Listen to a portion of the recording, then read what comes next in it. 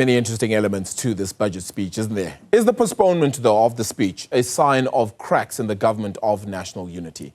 Political analyst Sandile Swana joins us now for his thoughts on recent developments. Sandile, I actually don't know where to start.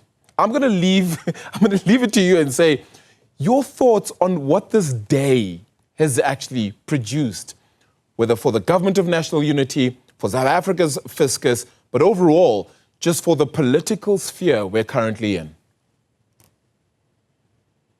Oh, thank you so much. Let me say that at the outset that I continue to hold the view that the government of national unity, as it has come to be known, is intact. And it is this event of today where they postponed the budget speech is actually a sign that the government of national unity is settling down to do what they were set to do and told to do from the start.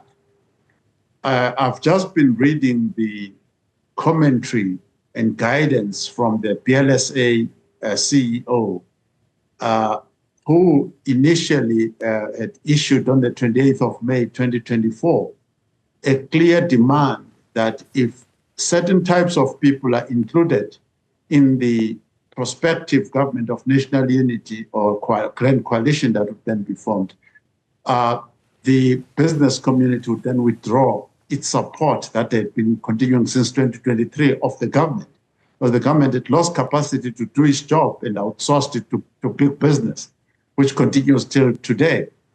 So when you read those documents and you listen to Steenhuisen and the issues that he wants to see clarified in the budget speech, such as giving concessions within Transnet, in the ports, in the railways, and also perhaps closing down or privatizing Denel and the post office and so on and so forth. So you can see, and also very importantly, on the 28th of May, the BLSA made it clear that no party that wants to change taxes or increase taxes must be included in the GNU. So this attempt by Godongwana and Ramaphosa to increase taxes is actually going against that, and the DA is clearly vehement about it, and BLSA is vehement about it. So, and the unions and other people are against it, so it's likely to be canned. And there are other moves that will have to be promoted to actually balance this budget. They've also made it clear that there must be no increase in borrowing, and most likely a decrease in expenditure. Sandile, they must control expenditure. Yes. Sandile, Deputy Minister Dr. Ashor Sarupen is from the Democratic Alliance. He's Deputy Minister of Finance. He should have been part of the consultations, shouldn't he? Meaning he ultimately knew this was happening even before today. And now we've been able to, yes, I can talk about this as things that we've wasted, whether it be in terms of flights, etc., that to all go to Cape Town to then do this. We could have actually stopped this budget from happening a while ago because the Democratic Alliance should have known. Should it not have? Or am I wrong? The Democratic Alliance, like all of us, knew that there was going to be a VAT increase.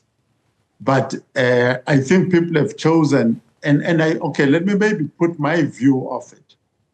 I think that Godongwana took a chance thinking that for some reason he can be able to get this across the line.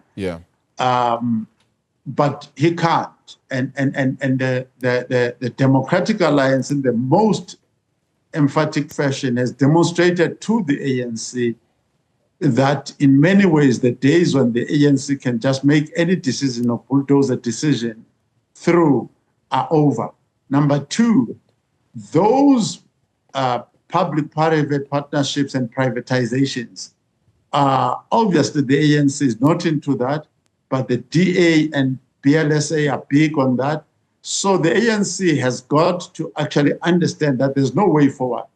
The alternative to this is that if the ANC says, we will go to Parliament and let Parliament vote, knowing perhaps that, which is now not guaranteed because the EFF is actually against the VAT increase. So I don't think the MKP will support the VAT increase. I don't think EFF will support the VAT increase. The DA will not support the VAT increase or any other tax increase. So if you then come up with another tax to increase, like corporate tax, it's another story. Okay. So the DA politically. Okay, so there was the Bella Act, Expropriation Act, now the budget. John Steenhuisen from the Democratic Alliance says this is actually showing that the GNU is working. Is this the GNU working, or are there actually cracks within it which could splinter the whole thing? I don't think the GNU is going to splinter, and the GNU, the anchor of the GNU being the Grand Coalition between the DA and the ANC, anchored by business leadership South Africa, BUSA and Business for South Africa, those types of people, the billionaires and the big corporates. The GNU is solid. The comrades may want to go back to their experience of the past failed budgets of the past 15 years, all those antics, but the DA is schooling them in how to be obedient to the basis on which this GNU was formed, which is to make sure they respond positively to the demands of BLSA, which is big business in South Africa. That is what is at stake here, and the comrades have no leverage anywhere at this point in time. Very interesting. So it could actually be the DA trying to almost school the ANC in how this GNU should be working. Sandile, appreciate it. Thank you so much for that. Very interesting comments and thoughts as well then. Sandile Swana, the political analyst, joining us to unpack just these thoughts on today's budget, which of course didn't happen. The postponement of that budget on the 12th of March now is when it's anticipated to be put forward.